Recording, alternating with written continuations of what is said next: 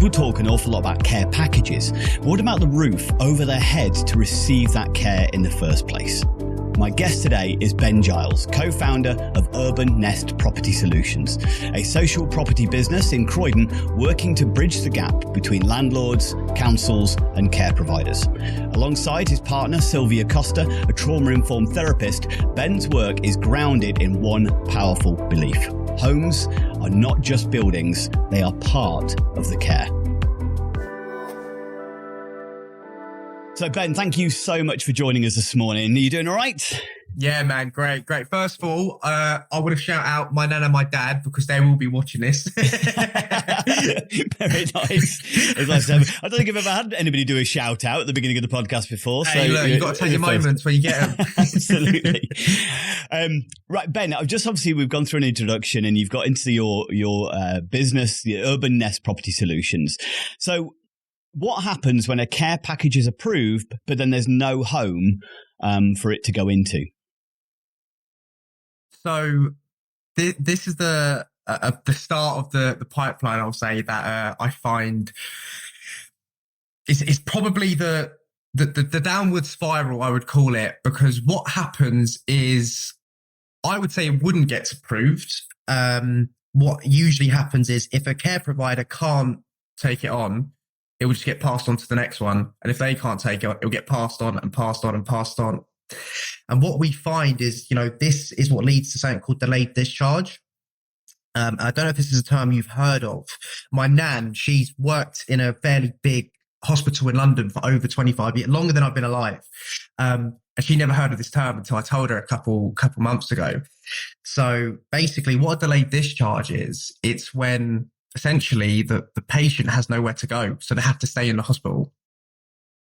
So what we've been finding is, the care company, let's say it's, for an elderly person, they might have had a fall, they might have had a stroke, anything.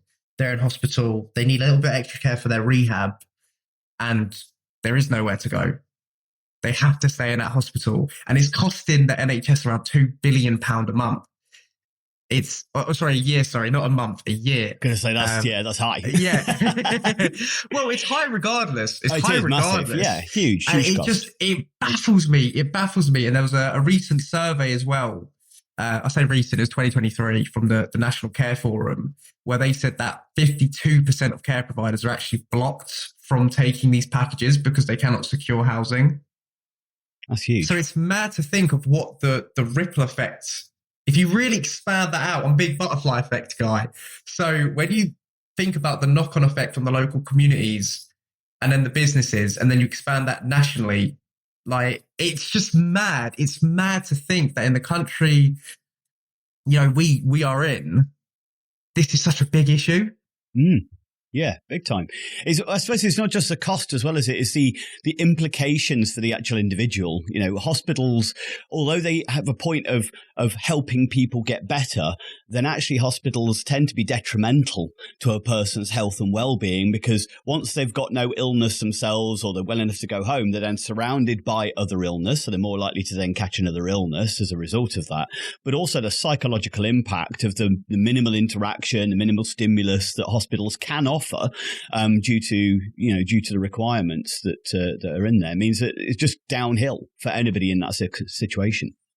Yeah, man, for sure. I mean, when I was growing up, I say growing up like I'm old, I'm only 23, but like 10 years old, sort of give or take a couple of years, I was in hospital a lot for my asthma.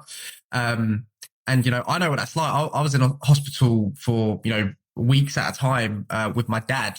And basically my only interactions would really be my dad and the nurses, and yeah, asthma's, it's still a serious thing, but to some of these people that, they need that accommodation to go to for the care, exactly what you're saying, that isolation, that's magnified to a level that, we can't really comprehend. So how does housing shortages directly affect that care delivery from your side then? Yeah, man. So, I mean, if we start off by thinking about it on a business end, right? So if we think of the care company, if you can't provide the care, you don't make money, just full stop. And I think I want to start off with that point because as much as everything we do is about impact and trying to provide change to people's lives, the reality of the world we live in is, unfortunately, if there's not a money element attached to it, it's actually not feasible to do, and it's also not sustainable. So if you were to take a care company, right? So if we use the stat I listed before, 52% of care providers are blocked from taking referrals because they cannot secure housing. You don't get the experience of providing care. You don't get the money to do it. How do you then think, okay, how can I scale this growth? How can I improve the care for the individual that needs it? You can't do that because you're in a survival mode. Because, you know, if you're running your business and you're having to turn away your packages and you're not getting that income, you're going to feel that squeeze, and you can't think to the future. You can't think, okay, in the next 12 months, I want to, you know, take on X amount more packages. You can't do that. You have to think about the right now, firefight. Oh, this is going on, that's going on. How can you run a business like that? You can't. And this is what we're finding. You know, recently through LinkedIn, we've been getting some providers that are from around the country. We're based in Surrey and look to operate in Croydon. But we're having the exact same conversations with someone asking me for bungalows in Bristol and in Chester. How you just see the system is just, how is this happening around the country where it's just an overwhelm? It's the firefighting, you know. So on a business side, that's how I would say it affects it. In a communal side or the community, you know, you're going to have family members and friends and, you know, they're not in a negative way, of course, but they're going to have to take their time away and, you know, from their lives or their career or whatever they're working on to care for friends and family. And, you know, that's a beautiful thing. But again, it goes back to that sustainability. How is that sustainable? It's not. So that's what we're finding is when it comes to the shortages, it's, for lack of better words, it's kind of putting a chokehold on these care companies, especially the smaller ones. Because if you're a bigger company, you might have been brought for £1, £2, £3 billion from American venture capital, which there's nothing wrong with that, by the way. But those are the people that are going to get the packages because they can do it. Where does that leave all these smaller companies that, yeah, maybe they've got a couple that they are managing, but they're getting this call here. You know, we have a lot of conversations and it's almost everything is reactional. Everything is reactional. Oh, the council's called us. We've got, you know, this person, this is the package. This is what's involved in it. This is our budget. What can you do? But we need it yesterday. Like we're trying to, obviously I've told you off the call that we're looking for a wheelchair accessible property to help the council, but you don't just have wheelchair accessible properties laying around. So I find if we can turn this chokehold to be an opportunity of, okay, let's quell the fires now and turn it to the future. You can't predict how many people need a wheelchair accessible property. Yeah. But we can estimate, do you know what I mean? We can use what we've got now and figure out, right, okay, this is roughly what we're going to need. And we change property pipelines to be specific, to make, you know, wheelchair accessible properties. If you need the widened doorways, you need the wet rooms, you need all this. And instead of having to need that yesterday, I can go to the council and say, actually, we've got 4 in development, we've got 10 in development. And that just makes the system so much easier. And then if you explore that out, well, on a council level, and I bring up the council just because that's to do with this 2-bed, they're not having to think, you know, oh God, like, how do we find this right now? We need to go to this person, that person, that person. No, calm down. That person needs the care. We can take this to the commissioners. We can bring the care provider in early because the property's been done. And then just that system is so much easier, and you take so much pressure off the council, so much pressure off the care provider, because the care providers are looking for the property when, in my opinion, I don't think they should. I don't think they should. You're a care provider. Yeah. You're there to do care, not to job hunt. Or not job hunt, house hunt, sorry. House hunt, yeah. House hunt. So, yeah, I just find the knock-on effect, as soon as you expand it out, it's just mind-blowing. Absolutely mind-blowing. So what do you think's going wrong then between councils, landlords and providers? And why is nobody really talking about this? I love this question. I love this question. Because I would say they are talking about it, but not in the right way. Don't get me wrong. There are going to be those relationships between the three. I'm a big wrestling fan, so I always use the analogy it's a triple threat match. You got The Rock, you got Stone Cold, and you got Undertaker all having a scrap. That's these people. It's like, no, let's be on the same team. Let's be on a tag team and win the belts. I'm glad you used references I actually got, because I haven't. I know all those wrestlers. Everyone knows those wrestlers. But it's a case of, let's understand what's everyone's priority, first of all. So a care provider. At the core, it's a business. They want to grow their business and they want to provide good quality care. I think we can agree that. What does a council want? Well, a council, let's understand the context of their situations, because, I grew up in council housing, and until sort of going down this business, and you've probably had very similar conversations in the past, Andy, but it's always, the council's not doing this, the council's not doing that. But when you can speak to the officers and the commissioners and understand a bit more of what the reality is on their side, and you don't just hear it through headlines, it's hard, man. It is hard for these people. So what does a council want? They have massive debt they're trying to clear. They've got lists that, homelessness, whether it's on the care side, or however you want to break it down, that are skyrocketing. They are absolutely skyrocketing on just for one council. Their applications for homelessness, or if it's on the care side, it could be hundreds to thousands a week. And that, that's not an exaggeration. We know that through our own conversations with the council. So they need property, but they also need to limit their spending because of the debt. And that, at a local level, and I think this is where a lot of, we'll go on to the landlords next, but I think where a lot of landlords disconnect from the council is the council need to keep their costs down. They need to reduce their debt. And they also have their restraints, something called the LHA, the local housing allowance, which is like a set rent. And it makes a lot of, if you want to call them deals or projects, however you want to call it, on the homelessness and on a care side, it does make them fall through. Because it is lower, not a lot lower than like a market rate, but it can add up. So that's an issue, but that is central government. And then what do landlords want? So I would say landlords want and need the same thing. They want a safe asset. They want an asset that, it's going to make them money, but it's not extortionate.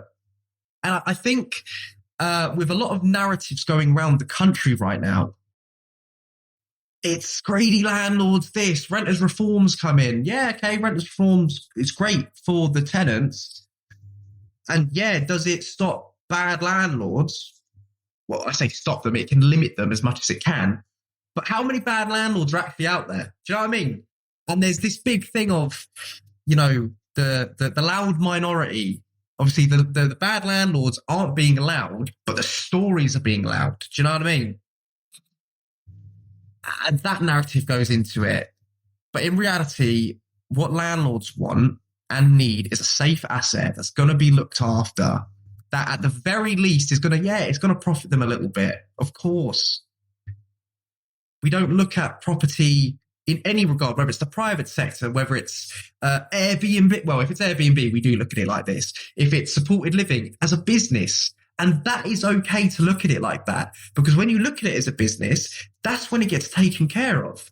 If there is an issue, the landlord's going to go and fix it. Do you know what I mean? But we need all of this to sync up. So if I was to break down each three, that's how I'd say it. When it comes to the actual internal conversations, it's A, they don't know how to speak to each other. That's a main one. We speak to loads of landlords that are like, oh, tried to reach out to this council, tried to reach out to that council, and it didn't go anywhere. Well, of course it didn't go anywhere, because all you're asking them is, how much rent can I get and how long are you going to take it? Yes, that needs to be spoken about. But it goes back to what I said earlier. You need to understand the council is going to do what's best for the council, because that's what's best for the area. They need to keep their costs down. They're not going to pay X amount. That's okay, because you need to look at it as a business, right? What usually comes in these lease is a no void period, is usually no maintenance. There's usually no management, which in typical property investing, you're told put 10% of your rent aside for each one. So already you're putting 30% of your rent away, and then you got all the taxes, this, that, and the other on top. So if you just think about whatever rent you're getting, you're not having to take that 30% off. Yeah. There's these business elements. And yeah, for some people it's too small and it is what it is. They can go about their day and do what they want. But if you can understand that as a landlord from the council's perspective, it can make your conversation a bit easier. And then on a provider perspective, if we keep it to landlords and providers, I would say understanding that, you know, the issue there is, again, I would say the type of conversations, but also getting through to the conversation. So we have a big list of care providers for Croydon, about 300, all CQC registered, but they're hard to get through or to get through to, sorry. Yeah. But again, understand their position. They're a care business. I don't know if I could say arse. Can I say arse? You can say arse. All right. Flat out on their arse, because they, you know, depending what their care is, they've got this emergency situation going on. They've now got the council. Oh, we've got 3 more. And by the way, we need maybe, 2 properties each. And we need those by last week. But then you've got a patient that, if it's end of life care, they're literally dying, and you're trying to, you've got the family to deal with. And it's just all this clutter. It's like trying to, try and invite your family round, but your house is still messy. You don't want to do that. It's not good. It doesn't go well, right? And you feel that uncomfort. You feel that it just doesn't work well. So having a bit of understanding of everyone else's position is what is needed. Understanding what you want, and to be honest, I almost see it as a bit of like a relationship, like you're dating the other partner, whether that's the council, the care provider, in terms of if you're in a relationship with your missus, your other half, whatever it is, you might have to do some sacrifices in your life to make it work. And it's the same thing. I don't know if you're married or not, Andy. Me and Sylvia, hopefully in the next coming years, are looking to get married. But that's for life. Do you know what I mean? You're there for a while. So understanding those sacrifices to get that relationship long term, that's another thing that needs to be understood from all 3 parties. Absolutely. It's, as you say, the communication breakdown. If landlords are focused on the money, then they're looking at what they can get, and it should all be a little bit like, how can we collaborate to make it worthwhile for all of us? And that's where the communication is breaking down.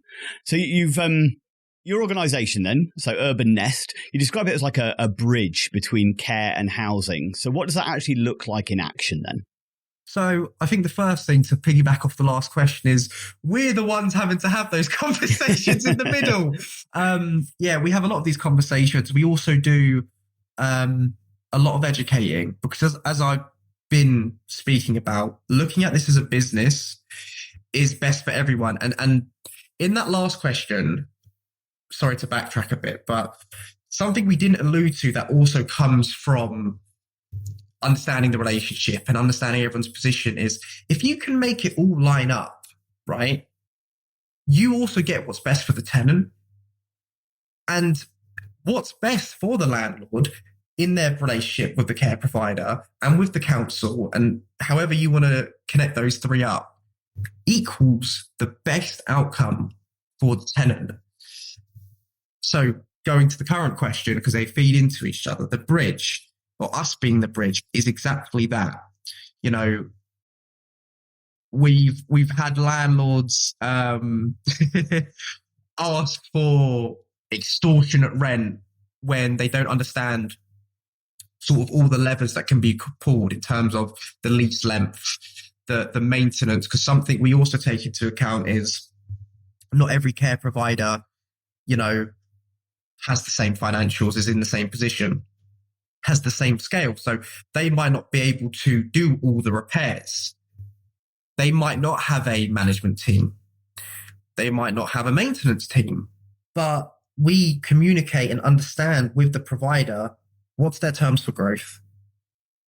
What are they looking for? What's realistic for their growth as well? You know, we don't want to meet with someone and say, we want 10 properties in the next 3 months. And we're going to take on all these packages, because that's not real. That's not going to happen.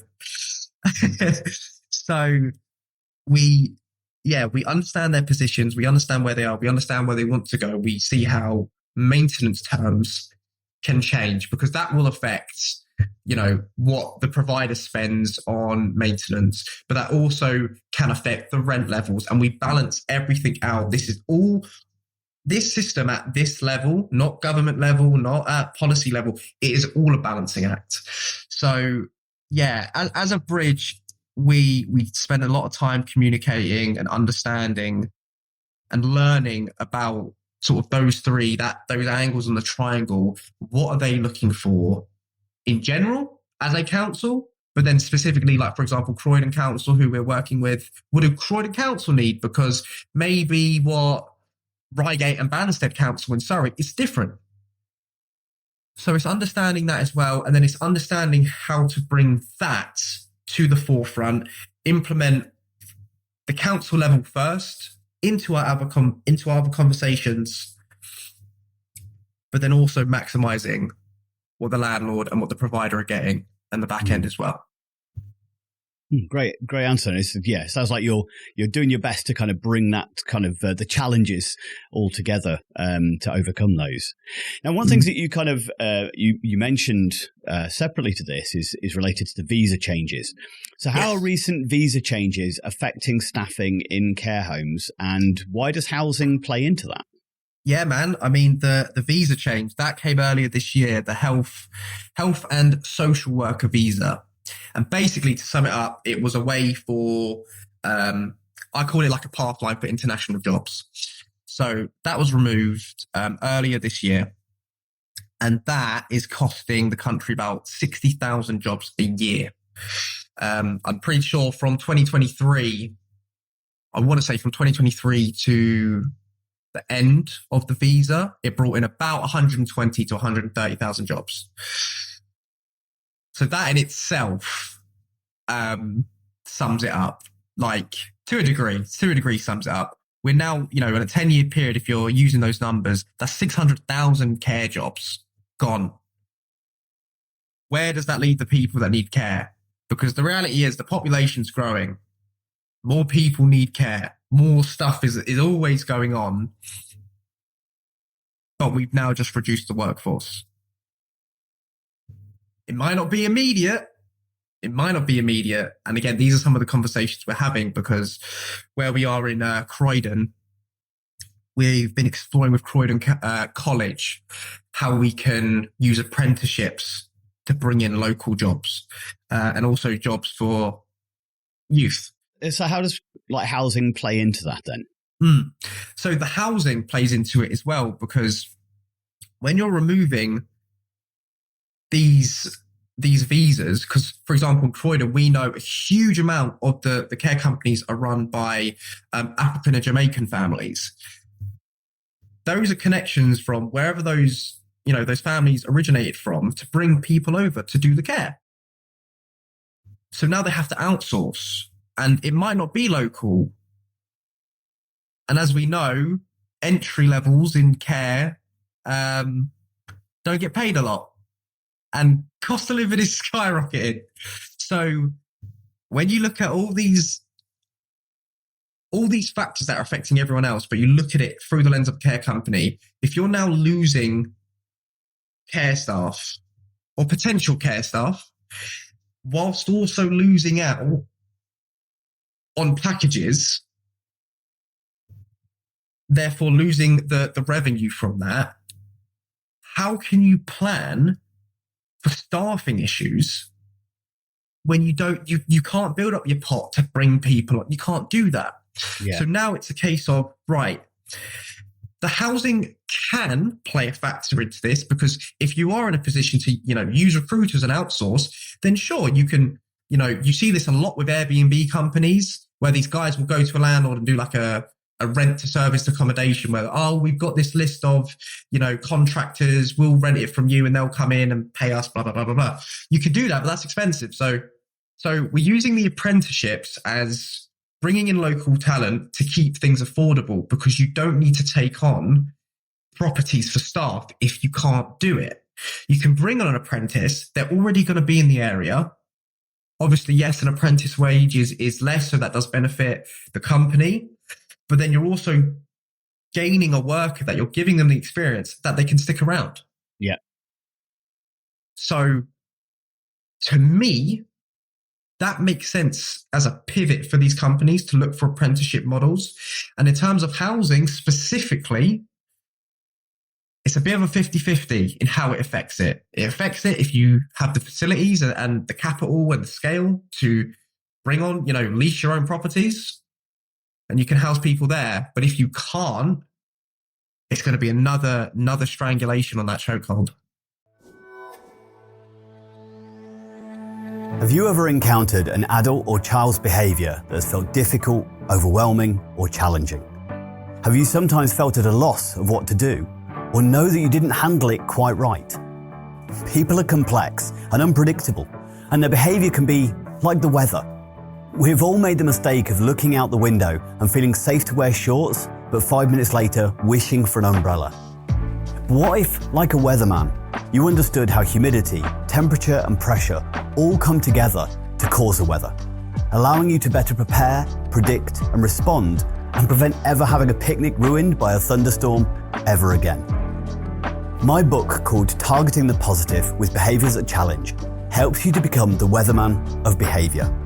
It provides you with a toolkit to increase competency, confidence, resilience and empathy, so you feel more assured about how to respond to distressed or dysregulated behaviours in others, including those affected by trauma, mental health, neurodiversity, learning disabilities or dementia.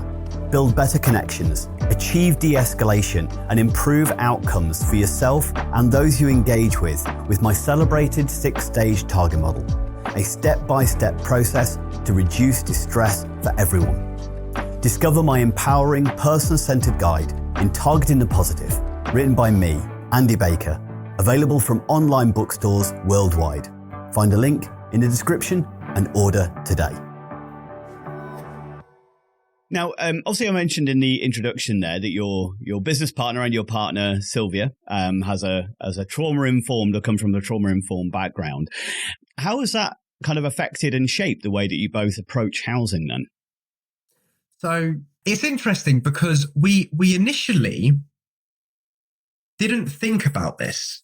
This is a recent thing that came about, also because one of our good friends, Dylan Denicha up in Peterborough, he started something called Zen Spaces, which is all about trauma-informed spaces and how he provides properties for the care leaver demographic, so 16 to 18-year-olds, 16 to 25. And it's all about, how can you turn the place that these kids are going to live in to heal and to set them up with skills for life, essentially. So initially, how we looked at it, or how we got onto this thought, I should say, it kind of comes off the apprenticeships, is, in Croydon, I don't know your familiarity with Croydon, but there's a lot of knife crime, especially in younger communities. So it was a case of, why is that knife crime happening? And then you look into that, dysfunctional families, maybe, broken homes, there's only one parent, maybe, there was a abuse that was driving that individual away from the family and potentially into the arms of someone that groomed them to maybe become a drug runner, for example. And it was understanding that. So we wanted to provide housing to Croydon, but then also job opportunities to give young people a chance at life. And then it kind of, one of those moments where it's like clicks and you think, how have we not thought of this yet? So Sylvia has her background in somatic therapy, and she's done some great work in the past with schools. And I think it'd be great for her to come on and she can go into this in way more detail than I can. But it was then understanding, okay, through care, specifically through the adult social care department that we're working with the council, and understanding a bit more who the people are that need the care.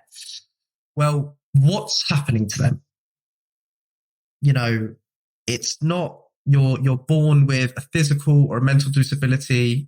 Something can happen. We found out recently, as a slight off topic, that one of the biggest causes of homelessness is a brain injury, which that I had no idea. But we found that out recently. These people are going through something. Something is going to happen to cause them to need this care, to have physical disability, maybe a mental disability. There is a recovery period with that. And how that links back into what I was saying about, we was looking at the youth and the knife crime and providing opportunities is this. We know stable housing can be a preventative measure. And through that thought process, we think it can also be a cure, or maybe not a cure, but an assister. I don't know if that's a word, but you get the idea. Yeah, I got the gist. It's an assistant, right? Imagine, you've had maybe a traumatic car crash, for example, and you have just come out of hospital. You might have been discharged a while because there was no place for your physical recovery to happen. Yeah. You come into a place, you don't want it to feel institutional. You don't want to feel out of place there. You want to feel like, A, you belong, but B, safe. Regardless of whatever care is needed, reason for getting there, you want to feel safe. So it's essentially just incorporating the trauma-informed knowledge of Sylvia into the actual design of the property. So it can even be things like the colours, the lighting, how you actually move around the space. All of these things to make you feel, okay, I'm at home. I'm in a place of healing. This is where I want to be. And she talks a lot. Again, this is why I say she will be a lot better to get on for this part. But she talks a lot about our body being in survival. So we speak a lot about that, on the temporary accommodation side. If you don't have your stability, you don't know if you're getting kicked out at the end of the month or the next month, or not kicked out at all when you're in a hotel for a year. How can you ever set your roots, come out of survival mode? I've got to get this money. I've got this, that, and the other. You can't do that, and you can't flourish. You can't grow and maximize your human experience. So it's all about, can we try and move people, whether it's through the nervous system, from the nervous system, I should say, out of this survival mode into a place of healing. Maybe if it is a traumatic car crash and you don't know what else has happened, there might be a level of understanding that needs to happen of what happened in that event. It's providing a space for all of these things to happen effortlessly. Yeah, it ties in with so we have a model within my training, which is the 6 C's for well-being, and the first two you've mentioned there, which is that comfort, which is somewhere that feels warm, safe, secure, and then you've got consistency, somewhere where there's a level of predictability, what's coming. Again, that stabilization, allowing the person to re-regulate, and then they can start building their connections and choice and autonomy from there and stuff. So yeah, sounds really interesting. So I feel that you and Sylvia must have had conversations about this then, that you feel that a home can actually help someone heal, and housing 100%. is a form of care. 100%, man, 100%. It goes into what I was saying about, we looked at it first as the preventative to, someone making bad choices in their life. Mm. To give a bit more backstory into me, my mum and dad split when I was younger. I lived with my mum. My dad was around Croydon. That's why we do it in Croydon. My family's around there. Saw my dad on the weekends, and my dad to me was, I wouldn't be having this conversation. Mm. And my dad went through a lot of struggles on the housing side and this, that, and the other. But when there were those moments of stability and calm, and you're in a place where you're like, do you know what? Mm. This is nice. You can have that deep breath. And, for me, it was, I was then able to, have those moments and enjoyable moments with my dad. An interesting fact, right? And I don't know if this plays into it. As I said, I had really bad asthma when I was younger. I never had an asthma attack when I was at my dad's. Never. But I've been in intensive care. As I said, there was a period where I was in hospital every Tuesday for 2 months. No idea why. All of this. But when I was with my dad, and he was also the one that stayed with me in hospital, there was a level of calm and that level of reassurance that, in my opinion, I think really helped with my recovery in those moments. Mm. Now, obviously, that's a person. And as we know through the reactive side that we've mentioned, a stability in a house and the stability of the actual house, not just the home, can play a factor into this. So, yeah. That was a bit of a long-winded. I might have went on a tangent there, but That's good, man. That's good. Yeah, absolutely. So, I'll see some of the housing is for a variety of purposes. What would you say to a parent, a foster carer, or a support worker who's watching a young person fall through the cracks because no housing can be found? This was a question that I said last night. Me and Sylvia was looking at, and it made us stop, and we was thinking. The first thing I want to say is keep doing what you're doing, because you know this is hard. It's hard to be on that side. We've been able to have a conversation with a mum who she's a part of a group, and this will come into the answer. She was a part of a group of other parents that they had adult children with mental disabilities. To see the level of drive she had, because they needed this. Essentially, it was like a small compound, couple acres of land, area for activities, and basically like a couple of bungalows is the best way to describe it. And to be honest with you, we wasn't able to find it. We wasn't able to find it.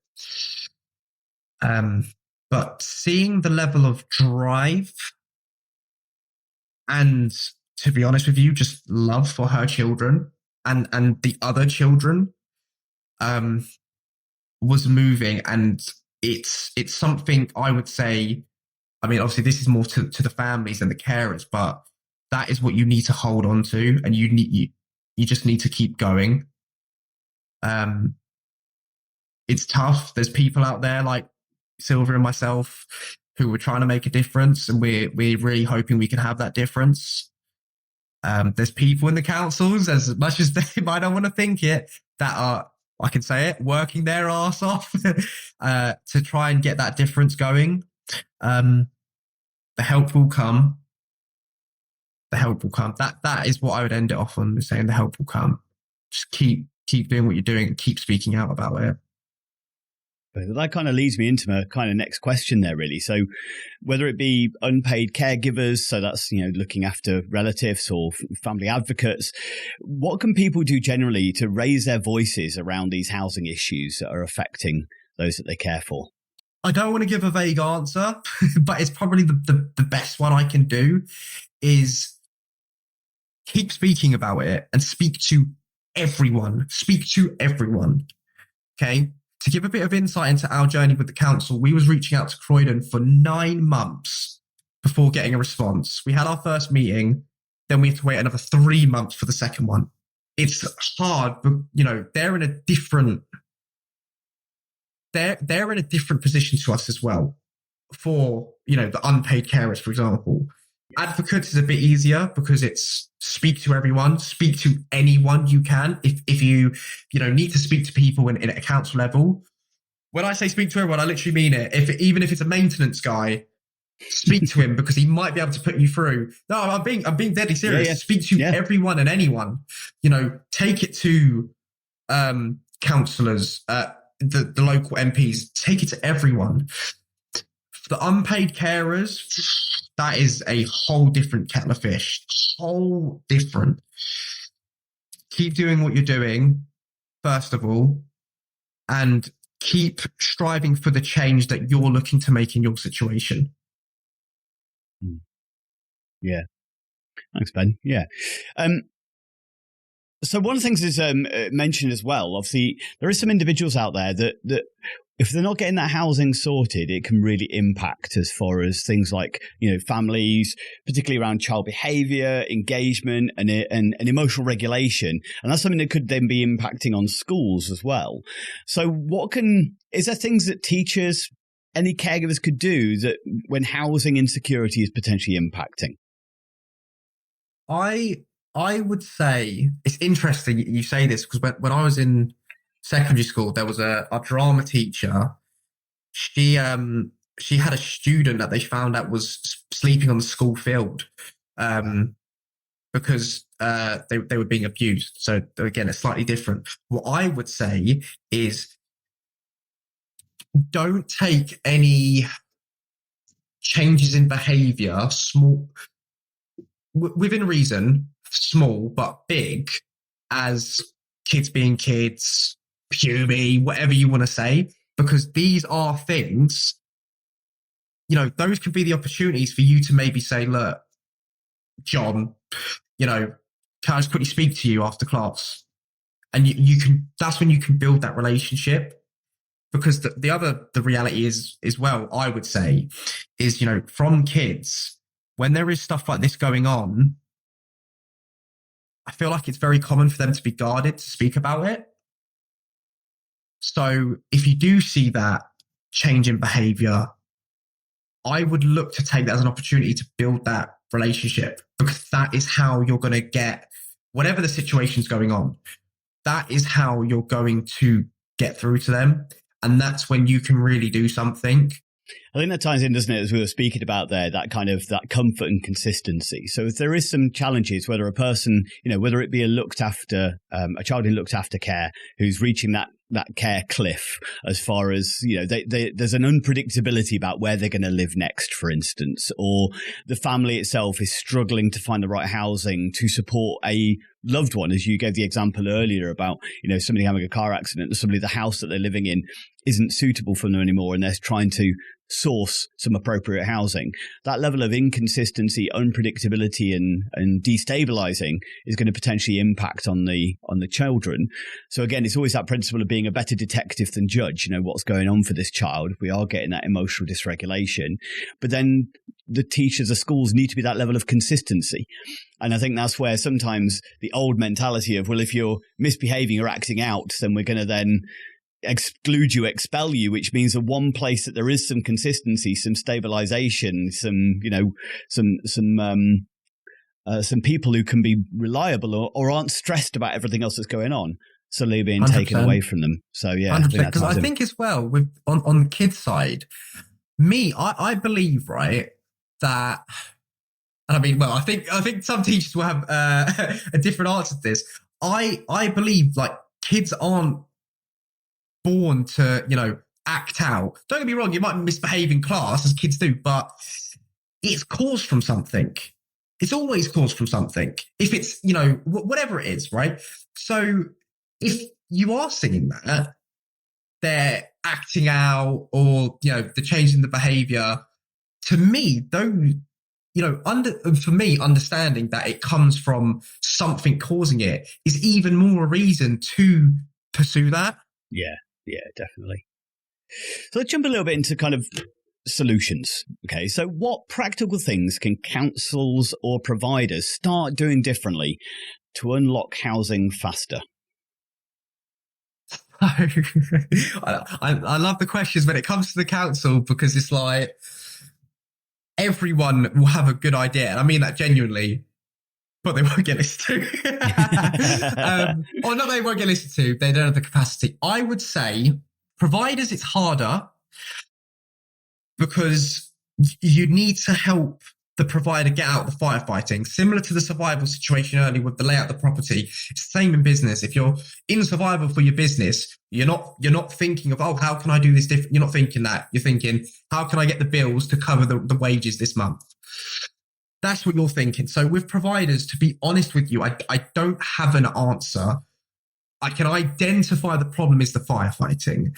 The councils, I would say the starting point, because if I'm being honest with you, I don't think a lot of the issues on a council level is actually, I would call it central government issue. It is central government level. So on a council level, I would say more transparency is the first thing. If your hands are tied and it's genuinely not your fault, not in a horrible way, but don't be afraid to almost, I want to say point fingers, but that's not the right wording because it's not, oh, it's them. I don't want that, but it's a case of, look, this is all we can do and showing it, because of this legislation or this policy, because people don't go out and look for them, if we're being honest. They don't want to do that. So that's what I would say is transparency is the starting point. And then I'd leave it there, actually. I'd leave it there. I think that is what, because as I said, a lot of it is central government level. Yeah. So to change those policies, it's about, the public knowing where the actual problem is rather than blaming the council. So that transparency to draw attention to where the actual challenge is. So councils need to be maybe a little bit more open and honest about, this isn't us. We can't do what we don't have. Yeah, absolutely. So tell us a little bit about the Housing Partnership Forum. What is it and how can people get involved? Yeah, it's a free group on LinkedIn I started. Basically, what I've seen is there's a lot of groups online that's about social housing, supported living, and they do a lot of good things. But one thing I've sort of seen in that is the collaboration side is kind of behind paywalls. It's put behind closed doors. And I want to change that because the reality is remove money from it, remove policy, remove legislation for real change, whether it's social housing and, homelessness, temporary accommodation, or whether it's providing more properties to people in care and care providers and the departments of the councils. We need to talk more and we need to be open on what's working. So it's a place for, expanding knowledge, expanding connections, opening up doors for collaborations around the country. So, it's something I launched about 2 weeks ago now. I've already been able to connect a care provider with a lady similar to what I'm doing. So hopefully there'll be more properties over in Devon for that. Shout out Ben and Emily and Sally for that one. And that's what we're looking to do. We're looking to do deep dives into council strategies and what developments have been taking place and hoping to interview some of these people. I've got an interview up already with a guy called Ben Moser from the Peterman's Housing Initiative, who they basically are looking to apply a lot more of the private sector. I guess I would call it systems to social housing to increase sort of the speed of getting these properties to councils. But again, it's not just for social housing and it's not just for the care sector and it's not even excluding the private sector. It's for all of it. Yeah. That's why hopefully I can interview you guys about what you do in the care sector and get that up. And, hopefully that can, turn into business, but more importantly, it can turn into collaboration for the benefit of the country. Yeah, sounds good. So kind of last question, and it's a biggie. So if you could sit across from government ministers today, what would you ask or demand when it comes to fixing the housing care gap? We need to move away from archaic systems. Okay. I'll give you an example. A property purchase, and this might not be at a government level, but I think it's still good to bring up here anyway. Property purchase And let's just go from when it's like sales done. Oh no, not sales done. All paperwork and all this is going. That can take however long, right? But you have a place like Dubai where you can buy millions of pounds of property and you can get it done within a week. And that's not an exaggeration. We've had a guy, or we have someone in our network that goes to Dubai often and has done that, right? And that's for luxury property, granted. But if there's a place in the world that can treat luxury property with that level of urgency and speed, and if you want to say, well, it's the money involved, well, a development around the country for social housing is going to be millions of pounds, right? Let's say it as it is. Why is that not being applied to people who need it? Because there is profit from it. There should be profit from it if it's done right. So that, and I think I want to pair that with the planning system. Why does the planning system, we're in an AI age now, why does planning take so long? And why do we have all these just the archaic systems? I'll give you, it's not planning related, but I purchased the HMO register. So house of multiple occupations, like your bed shares or your bed sits, from a council. The process for this was I had to inquire. I then had to wait to get an email response for me to then give me my phone number, for them to schedule a call, to then get on that call, to have a human say, right, I'm now going to put you through to basically plug in my card to buy a document, just a document, which, by the way, in certain councils, this is free. I don't have an issue with buying it. Whereas that whole process took about 2 weeks because the first email took long to respond. We're in 2025, about to be 26. Why is that not just plug in your details and get it? And it's only 2 weeks, right? But if you then add that around the country, what is that cumulative add up of time? Because that's, you two people go through that. That's now a month. Do you know what I mean? And you pile that on and it just slows everything down. So move away from these archaic systems. That's going to speed things up, especially on planning. Why does planning take so long? Again, I get it. We need to make sure everything's above board, of course. But why is it taking 9 months or so? We're looking at doing a potential care home in a part of Croydon, and it's a specialised care home, but it's only for 8 people. We then need to do the work on it and the planning. That could take 1.5 years just to house 8 people. How many more people have now come in? Do you know what I mean? How many more people now need those properties? It's like there's the snowball analogy, but in the cartoons when the character gets rolled up in the snowball, that's us. We're rolled up in the snowball. And then the last one is just the local housing allowance. It is a big thing that makes projects not work because of how it works, claim backs and all of this. Why are we not? It's looked at yearly in April, but it doesn't increase yearly. Why is it not increasing yearly? And I'm not asking it needs to be going up by hundreds of thousands of pounds, but just those little ratchets up. Private sector rent goes up. And again, as it should, because that's how the system needs to work. But in something like this, why is it not just that small ticking up? So those are what I would say. And probably the last one would be pack it in. That'd be the last one. Just get it sorted. Yeah. Yeah, just get it sorted. Pack it in and do your job.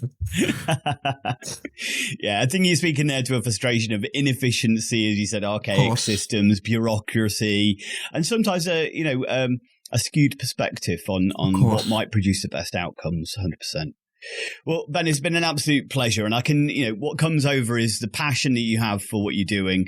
I can tell you're excited about this venture and making some real waves in the industry as well. And I'm so pleased you've managed to push forwards and keep making those phone calls to the council to finally get through and start making a real difference with care providers and providing that housing. So thank you so much for your time today. Thank you for having me.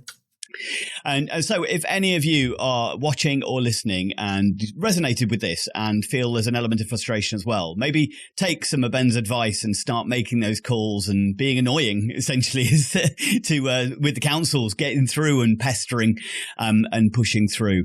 But otherwise, please like, comment and share the episode to anybody you think might benefit. Cheers.